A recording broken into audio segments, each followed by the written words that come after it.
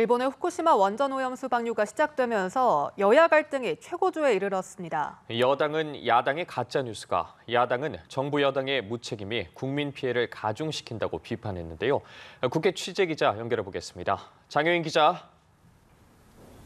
네, 여야는 일본의 후쿠시마 원전 오염수 방류가 시작되자 날선 공방을 주고받았습니다. 국민의힘 김기현 대표는 양국 간 투명한 정보 공유가 이뤄질 거라고 강조하는 한편 민주당을 향해선 과거에도 광우병과 사드 괴담으로 재산 피해를 일으키지 않았냐고 비판했습니다. 민주당은 이재명 대표의 방탄과 선거를 위해서 가짜뉴스, 허위선 등으로 어민과 민생을 파탄내는 반국가적 행위를 즉각 중단해야 할 것입니다.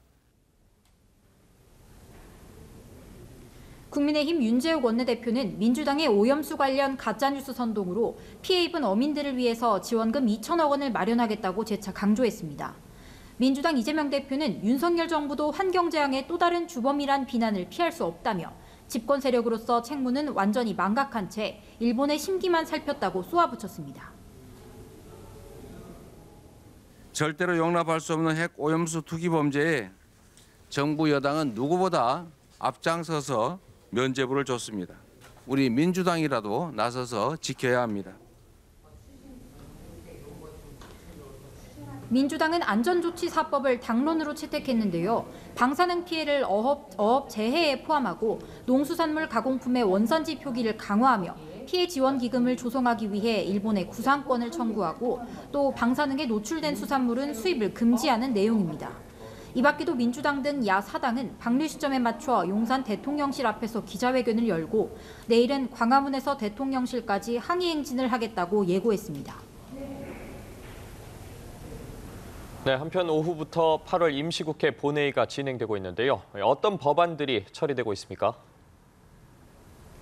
네, 오늘 본회의에서는 도시침수법 같은 수해 방지와 피해 복구 지원을 위한 법안들이 주로 처리됐습니다.